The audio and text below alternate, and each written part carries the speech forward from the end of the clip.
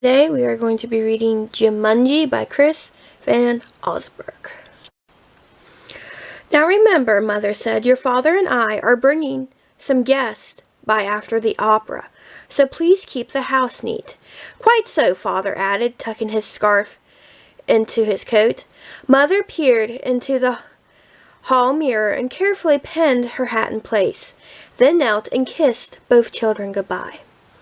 When the door closed, Judy and Peter giggled with delight. They took all the toys out of their toy chests and made a terrible mess. But their laughter slowly turned to silence, till Peter finally slouched into a chair. You know what? He said. I'm really bored. Me too, Judy sighed. Why don't we go outside and play?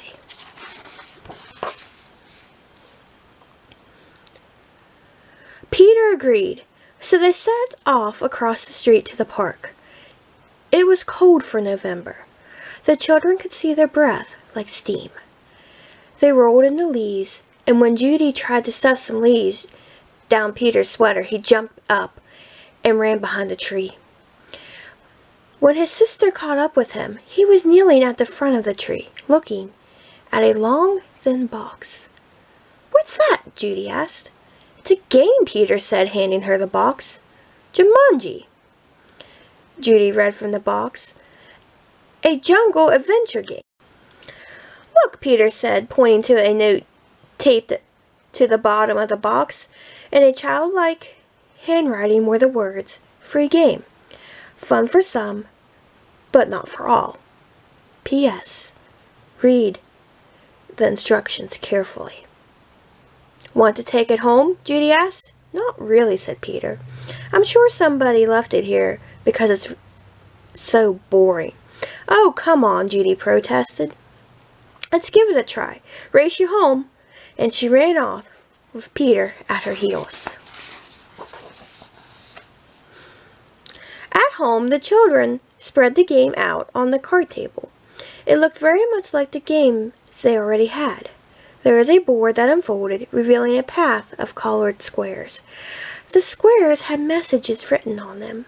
The path started in the deepest jungle and ended up in Jumanji, a city of golden buildings and towers.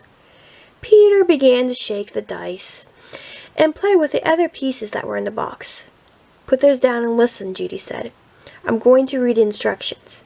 Jumanji, a young people's jungle adventure, designed especially for the bored and restless. A.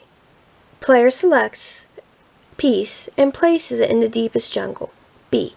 Player rolls dice and moves the pieces along the path through the dangers of the jungle. C. First player to reach Jumanji and yell the city's name aloud is the winner. Is that all? Peter asked, sounding disappointed. No, Judy said. There's one more thing, and it's in capital letters. D. Very important. Once the game of Jumanji is started, it will not be over until one player reaches the Golden City. Oh, big deal, said Peter, who gave a bored yawn. Here, Judy said, handing her brother the dice. You go first. Peter casually dropped the dice from his hand. 7, Judy said. Peter moved his piece to the 7th square. Lion attacks. Move back 2 squares, Judy read. Gosh, how exciting, said Peter in a very unexcited voice. As he reached for his piece, he looked up at his sister. She had an absolute look of horror on her face. Peter, she whispered. Turn around very, very slowly. The boy turned in his chair. He couldn't believe his eyes. Lying on the piano was a lion, staring at Peter and licking his lips. The lion roared so loud that it knocked Peter right off his chair. The big cat jumped to the floor. Peter was up on his feet, running through the house with the lion a whisker's length behind. He ran up the stairs and dove under the bed. The lion tried to squeeze under, but got his head stuck. Peter scrambled out, ran from the bedroom, and slammed the door behind him. He stood in the hall with Judy, gasping for breath. "I don't think," Peter said between gasps of breath, "that I want to play this game anymore." "But we have to," Judy said as she helped Peter back downstairs. "I'm sure that's what the instructions mean. That lion won't go away until one of us wins the game."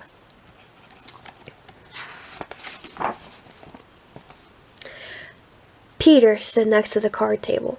"Can't we just call the zoo and have him taken away?" From upstairs came the sounds of growling and clawing at the bedroom door. "Or maybe we could wait until Father comes home." "No one from the zoo will come because they won't believe us," Judy said. "And you know how upset Mother would be if there was a lion in the bedroom. We started the game, and now we have to finish it." Peter looked down at the board game.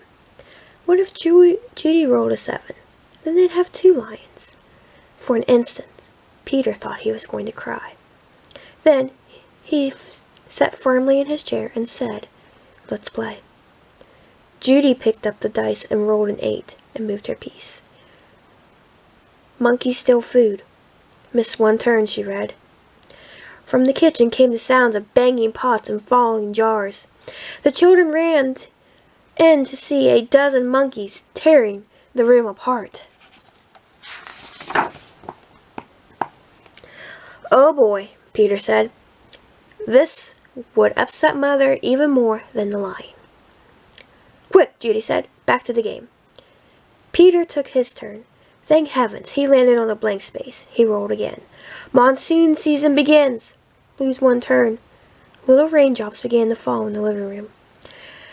Then a roll of thunder shook the walls and scared the monkeys out of the kitchen. The rain began to fall in buckets as Judy took the dice.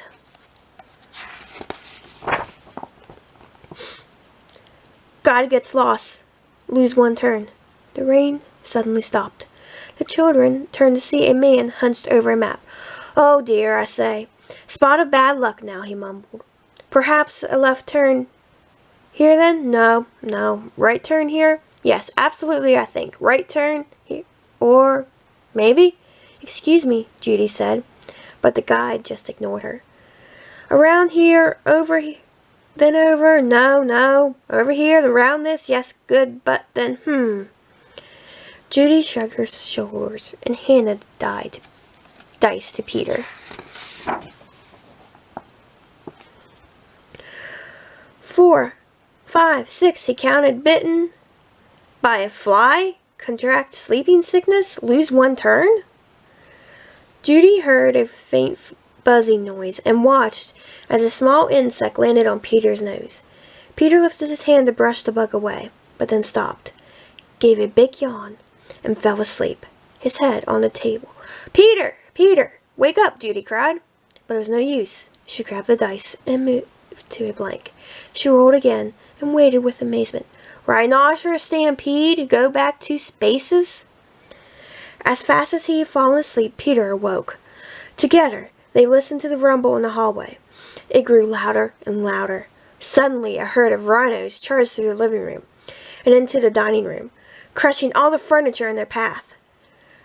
Peter and Judy covered their ears as the sounds of splintering wood and breaking china filled the house. Peter gave the dice a quick tumble. "Python sneaks into camp. Go back 1 space." Judy shrieked and jumped up on her chair. "Over the fireplace," said Peter. Judy sat down again, nervously eyeing the 8-foot snake that was wrapping itself around the mantel clock. The guide looked up from his map, took one look at the snake, and moved to the far corner of the room, joining the monkeys on the couch. Judy took her turn and landed on a blank space. Her brother took the dice and rolled a 3. "Oh no," he moaned. "Volcano erupts. Go back 3 spaces." The room became warm and started to shake a little. Molten lava poured from the fireplace opening. It hit the water on the floor. The room filled with steam. Judy rolled the dice and moved ahead. Discover shortcut. Roll again. Oh dear, she cried. Judy saw the snake unwrapping himself from the clock. If you roll a 12, you can get out of the jungle, said Peter. Please, please, please, Judy begged as she shook the dice. The snake was bringing his way to the floor. He dropped the dice from her hand. 1 6, then another. Judy grabbed her piece and slammed it to the board. Jumanji, she yelled as loud as she could.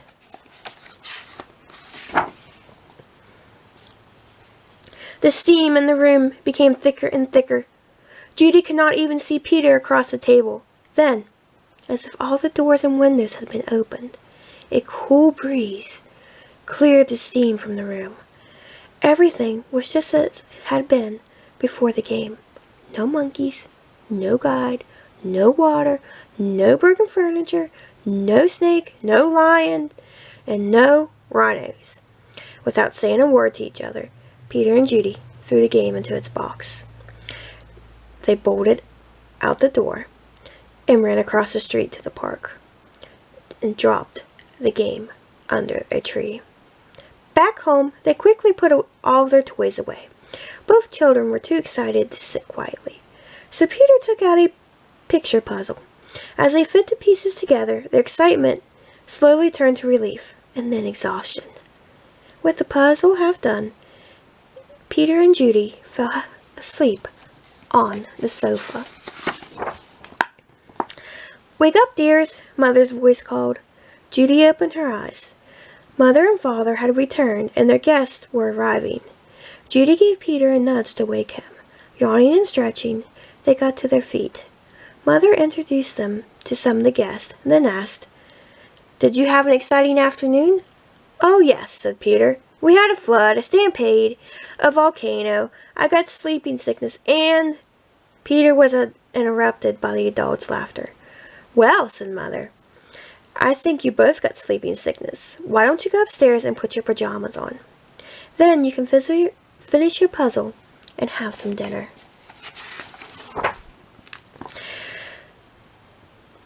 When Peter and Judy came back downstairs, they found that the father had moved the puzzle into the den.